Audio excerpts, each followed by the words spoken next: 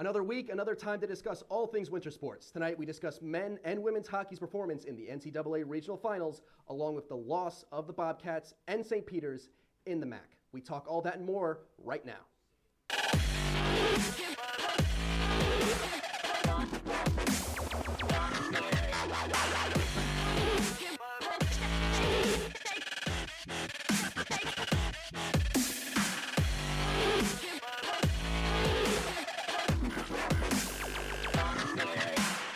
Good evening from Studio 125. I'm Mike Hanley. Tonight I'm joined by Gage Kilborn and Clever Streich. How are we feeling tonight? I could not be more excited. Gage, we've been roommates / sleepmates for the last 2 years now. I'm very excited to finally be on desk with you on a Q30 show. Yes, we've been counting down the days since we met each other back in freshman year, fall 2020, and I've been excited and ready to dominate and show you who really knows about men's ice hockey. Let's get this one started. All right, before we begin tonight's show, former executive producer of this very show, Tom Krasnowski, put out this tweet after Quinnipiac's loss to Michigan on Sunday. That, warts and all, was Bobcats hockey. That was an elite possession game, and they were so driven at the end, firing pucks from all angles. Proud of the effort. Bobcat Breakdown on Tuesday ought to be a banger. After all of the praise from the former EP, are you guys ready to get into this? I'm ready to get into this. You know, like you said, it's going to be a banger, and I think it's going to be a banger. We have a lot of hockey and basketball to talk about, Clever, to wrap up the winter sports. Yeah, this Michigan game was huge. I'm excited to talk about it tonight, so let's just get right to it. All right. Last Sunday, the men's hockey team battled Michigan for a spot in the Frozen Four. While showing great prowess, the team came up short, losing 7-4 and ending their season early. While QU had shown great glimpses of making it to the Frozen Four in the loss to Michigan, what would you guys have done differently? What could have the Bobcats done differently to pull off the upset in the regional final? I think the big one was their strength of schedule. They did play a lot of easier opponents earlier on in the season against a bunch like LIU and Sacred Heart to name a few, but they should have played against more Big Ten opponents. I mean, Michigan was probably one of the more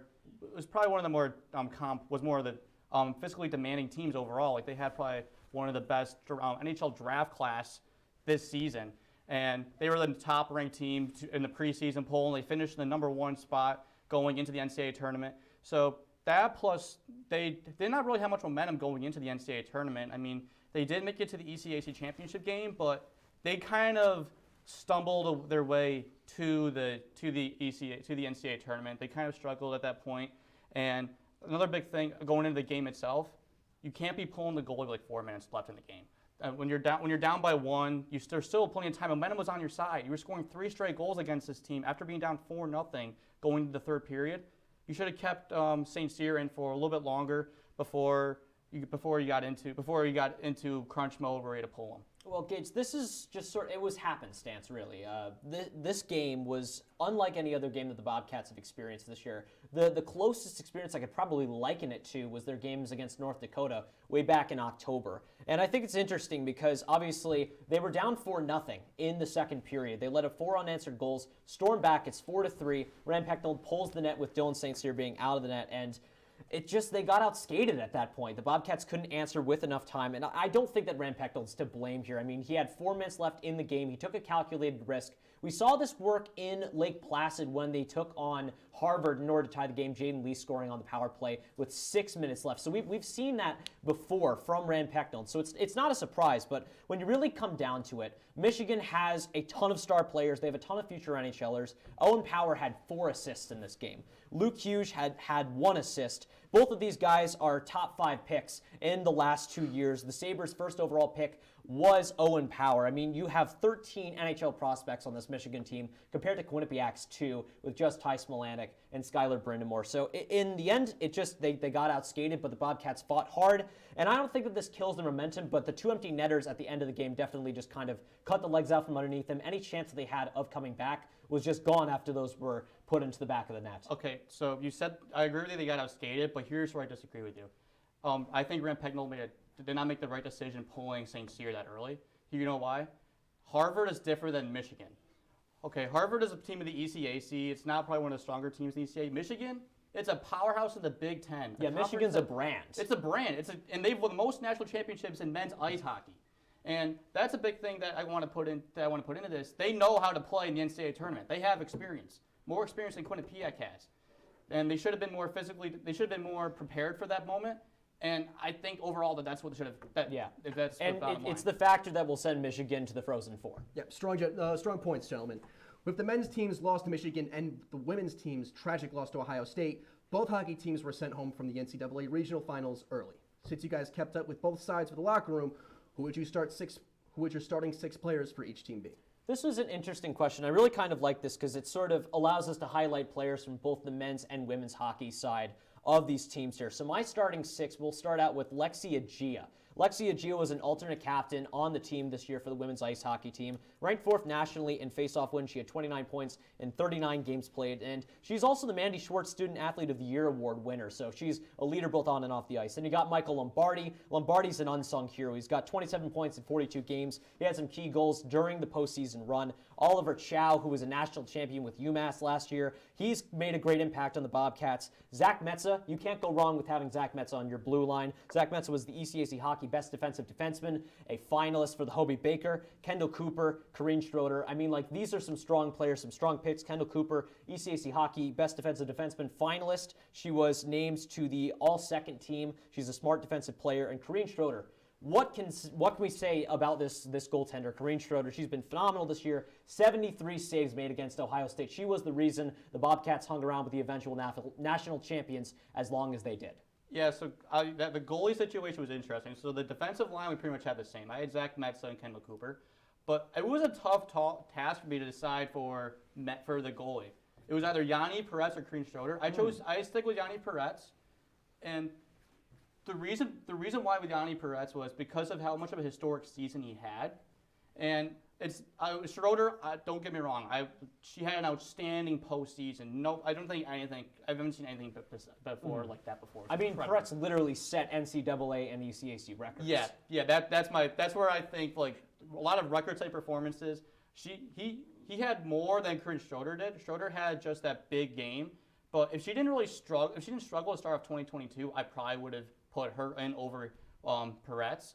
And meanwhile, for the others, as you saw up there, Mobley was another one that I really liked having her at the beginning of the season because she was very strong. Miss Minnesota, one of the top players of this team, one of the top scorers with 17 goals and 17 assists. Yeah, she had a breakout year. And she kind of had a solid year as a first year last year too. Made the first year all rookie team. I believe she was ECAC all rookie ECAC rookie of the year for 2021. So she had a breakout year this year. I'm expecting her to do well next year, and that's why I had her in over some of the men's players.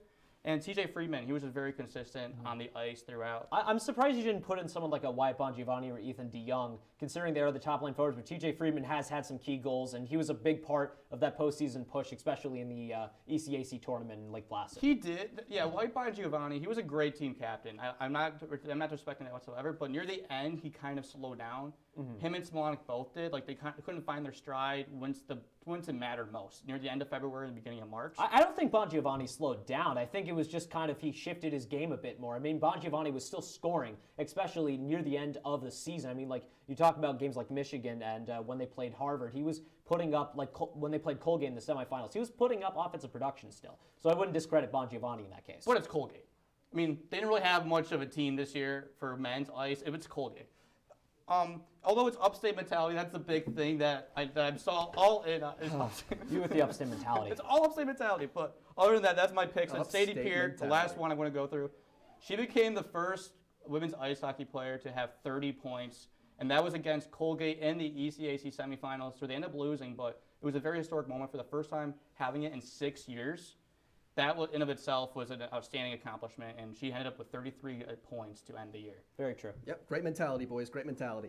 Moving on to the men's basketball with St. Peter's loss in the Elite Eight. How can other MAC teams replicate their success in later seasons? St. Peter's, oh my goodness, they are the once-in-a-lifetime Cinderella. They are the most Cinderella team that is Cinderella'd.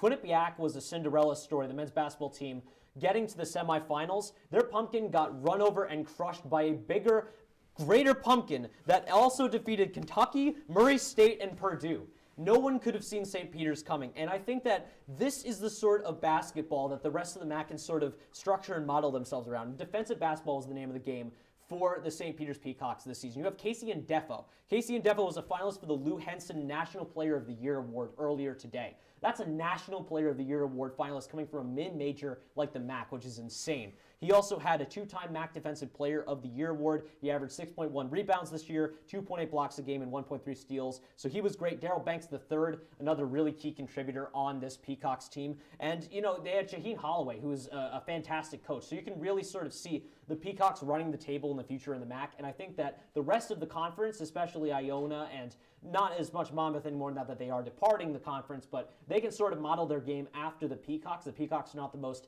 defensively, you know, the most offensively inclined team in the world, but as a defensive team, they are phenomenal.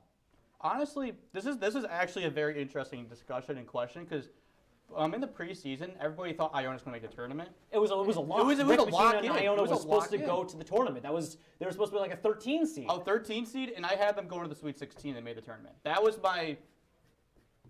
my upset pick, was them, because Rick Pitino, and it was pretty much the same team they had last season, but this year they beat the Alabama. They beat Alabama this year. Last season they had to play Alabama in the NCAA tournament as a 15 seed. They gave them some competition. It was a really close competitive game, I remember, if I remember correctly. But although they ended up losing, I kind of thought that they'll be there next year and they'll stay in for a little bit and make the Sweet 16 and possibly have a chance to make it to the Elite Eight. But nowhere to ever expect St. Peter's to go there. I mean, I remember talking to some of my friends about it once the bracket came out that that was the Kentucky St. Peter's game. I was like, watch out for that because Casey Ndefo, and they have some great players, Shaheen Holloway, as you mentioned. And they shocked the world. They shocked the world. I remember, like, my friends were like, yeah, Gage, you're playing against a blue blood school of Kentucky. There's no way it's going to happen. They beat a 2 seed, a 3 seed, and a 7 seed. But you know, and you know what this does to the school as well? This is something else that this one athlete at my local high school is one of the better basketball players. Mm-hmm. He is down to his final 4 schools to choose. It's Kentucky, Virginia Tech, Richmond, and St. Peter's. So overall, it's. Hey, he must have known something that I didn't know. He must have known. Well, it came out today. St. Peter's coming. No one did. Time for our first break of the night. Next, we'll be giving out our final grades for each team this season. We'll be right back.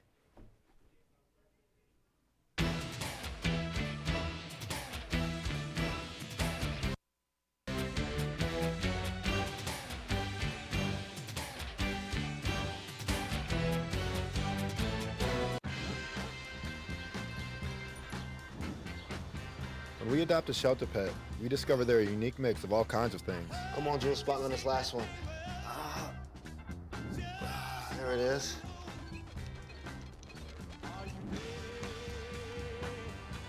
Keep going with it.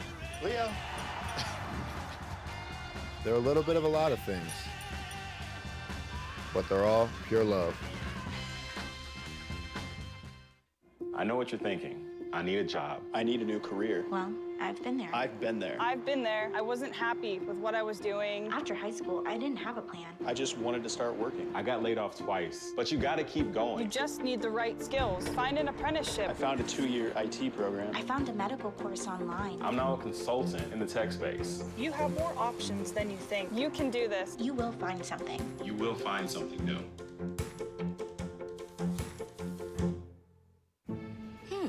Maybe you can make retirement happen. After all, you made home ownership happen. Homeschooling yourself on loans, beefing up your credit score. So I'm pre-approved. You were like, yes! Sorry. Color coding listings, ticking boxes, and flushing every toilet in a 20-mile radius. Home sweet home. You aced house hunting. Now get the tips you need to get on track at aceyourretirement.org. Honey, what I think you need is a socket wrench. I played JV basketball. I'm sorry. I don't think it looks right. This is good, and it's all good, baby. Is it really all good?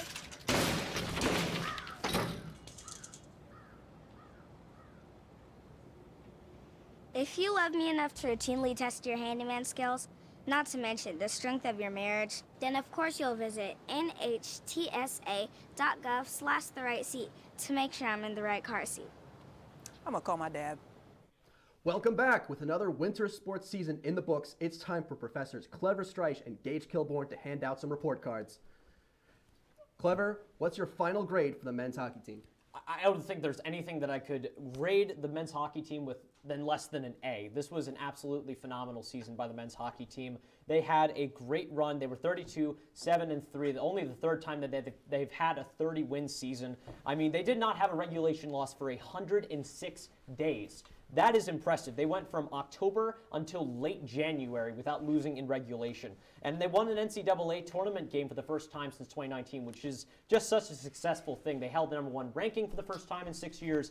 There was a lot of really big moments that this men's hockey team had. Even though they didn't make it to the Frozen Four, they still won the Cleary Cup. They still won CT Ice for the first time. And they had a great season with Yanni Peretz breaking multiple records, school records, ECAC records, NCAA records. He has made his name on the national stage, and I think it's just been a successful season overall. Clever. Where did you get your doctorate degree from? Was it from? Because it was from Sacred Heart. Because that is a pick Sacred Heart will give. Give it a letter A. B it's a plus. It's a B plus. B plus. Yes. Oh. The reason why is, and we'll start with the Connecticut Ice. They did win it, but they also almost lost it. You gotta remember they were trailing Sacred Heart.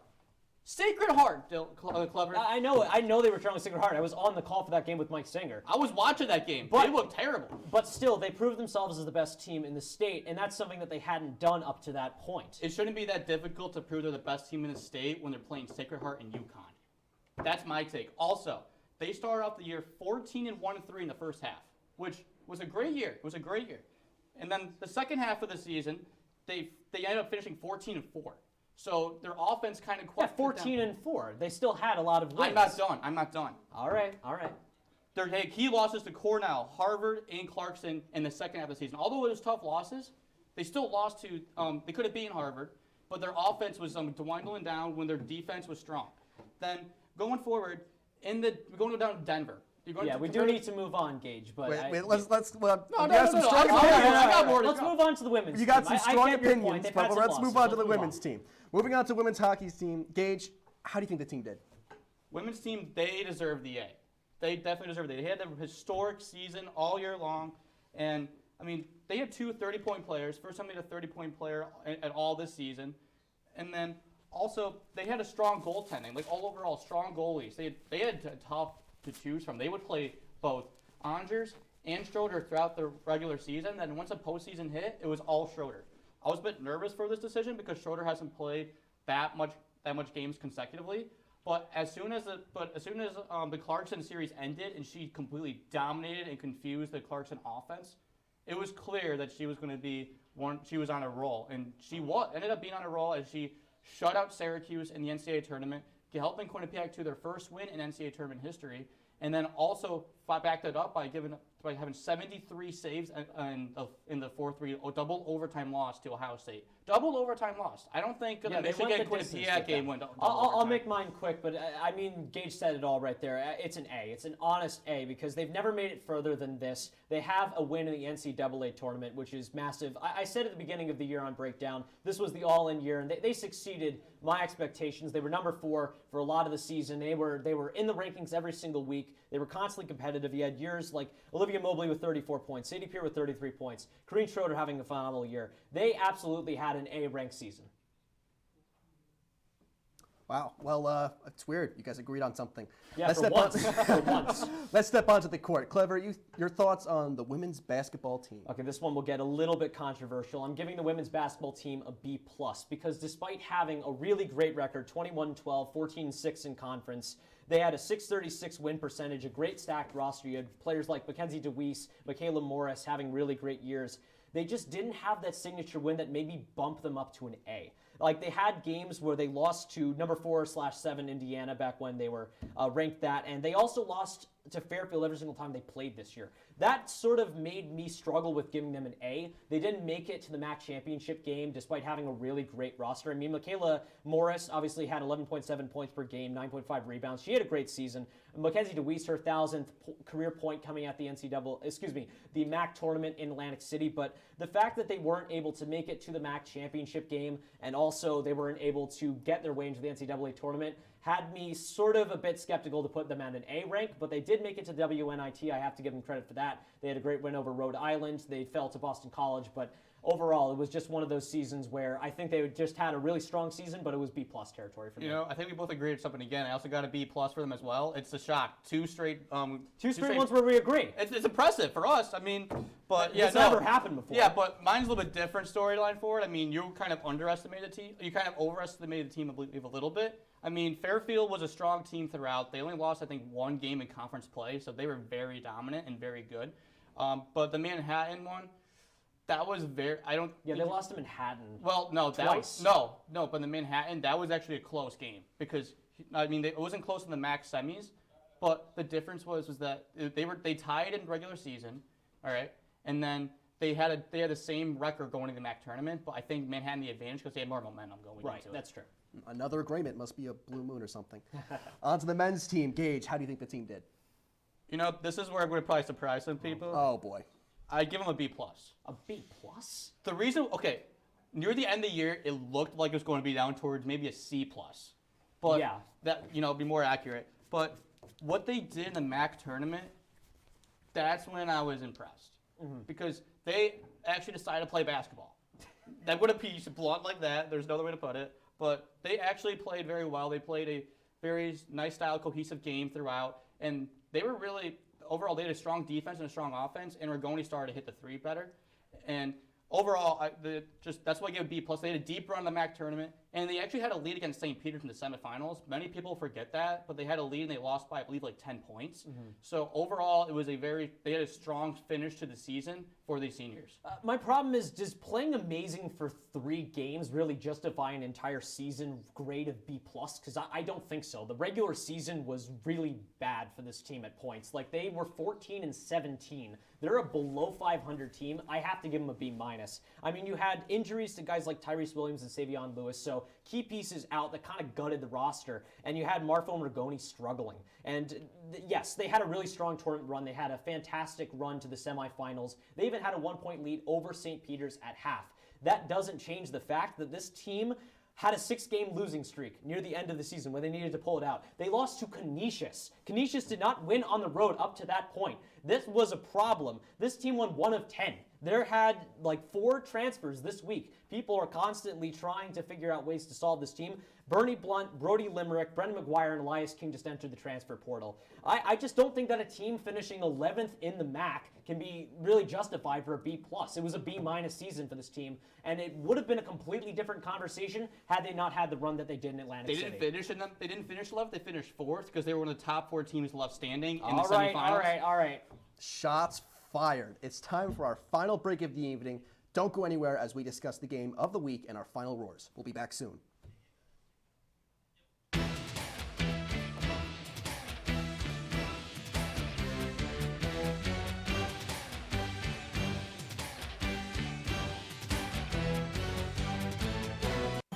Meet the scan, a simple procedure whose mission is to detect lung cancer early.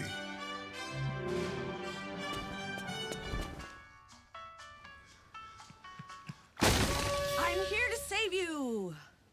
But I feel fine. That's great, but you may still be at high risk for lung cancer.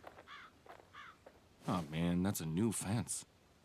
If you smoke, early detection could save your life. Learn more at savedbythescan.org. I think it's just vapor with flavor. It won't hurt my kid like cigarettes, right? Vaping is safer than smoking, isn't it? There's really not even that much nicotine in them, right? My kid? My kid knows it's dangerous. Get your head out of the cloud. Today, nearly 8,000 kids will start vaping, maybe even yours. Learn about the dangers at talkaboutvaping.org. I don't think that many kids in my son's school even do it. He makes fun of his friend who vapes. He would never try it. She's into soccer. She's on the honor roll. She's just not the type. No way. No way. No way. No way, my kid would never vape. Get your head out of the cloud. Today, nearly 8,000 kids will start vaping, maybe even yours. Learn about the dangers at talkaboutvaping.org. Type 2 diabetes can have a big impact on your life, but how can it be prevented? Well, the first step is knowing if you have prediabetes, a serious medical condition that puts you at high risk for type 2 diabetes. 1 in 3 American adults has prediabetes, but more than 80% don't know they have it. The good news is, prediabetes can be reversed, and for many people, healthy changes in their daily routine can make a big difference. Take the 1-minute risk test today at doihaveprediabetes.org. Welcome back. Let's move right into QPSN's Game of the Week. This week's Game of the Week goes to the men's hockey team, who took on Michigan for a spot in the Frozen Four. While the Bobcats lost, they showed great potential against the top seed team, especially during the third period, where the Bobcats scored 3 goals in 7 minutes for an attempted comeback against the Wolverines, who led by 4 at the time. Further, the Bobcats were on top in faceoffs, winning 35 to Michigan's 29. However, in the end, the team fell short, losing 7-4 after 2 goals on an empty net. It was a great effort, an even better season. I'm looking forward to an even better season, and I'm excited for the next winter at the People's United Center. Now it's time for the best part of the night, in my opinion, Final Roars. Clever, start us off. The Quinnipiac softball team faced a number of challenges during its opening weekend of play. Rain, snow, and hail created adverse weather conditions that caused delays and games to be called off early. And 2 American East opponents in the Maine Black Bears and Hartford Hawks handed the Bobcats 3 losses out of 4 games played. Despite starting the season with a record of 4-14, several bright spots for the Bobcats emerged from the opening weekend of the Storm. Sophomore Kayla Thomas had a strong weekend by hitting her 4th home run of the season, and junior Lala Pasquale had 6 RBIs in 2 games on Saturday. In the pitching circle, first-year Jacqueline Gonzalez took center stage, earning her first career win while keeping her ERA at a solid 3.03. What stood out the most for the Bobcats this weekend, however, was the resolve to fight through adversity. Saturday afternoon's game against the Black Bears was suspended after 6 innings of play due to inclement weather, handing the Bobcats an 8-4 loss that was beyond their control. The energy to fight back caused the team to break its 4-game losing streak with a win over Maine the next morning as they won 3-2. As assistant coach Manny Perez said in the post-game presser, quote, "I need to remember what was successful, and I hope that they take it through so that we keep on peaking at the right time," unquote. The Bobcats will look to peak again tomorrow at 3:30 against CCSU on the road. The Quinnipiac baseball team will begin MAC play this weekend as they host the Canisius Golden Griffins. The team is 5-14 through their first 19 games, including dropping 3 games to the 9th-ranked NC State Wolfpack. The Griffins and Bobcats currently are tied for second in batting average in the MAC, posting a 0.268 at the plate. Quinnipiac will need more than Jared Zimbardo to hit well at the plate if they want to come through with a win against a team that is projected to finish 3rd in the conference, with one of the best pitchers in the MAC, Matt Duffy, who has a .175 batting average against in the beginning of the season. It is going to be a difficult series for Quinnipiac, but if they are able to come away victorious, they need to have great vision at the plate.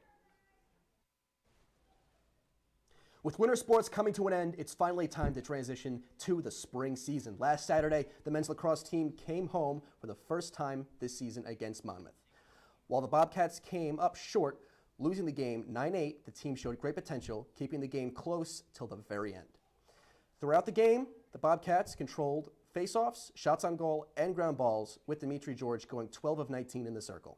The game also had some notable goals, including a beautiful coast-to-coast goal from Will DePalma late in the first period. Despite it being a loss, I'm excited to see the team play in the future. With this game in the books, I'm excited to see more from the team along with the women's team taking on San Diego State on Wednesday.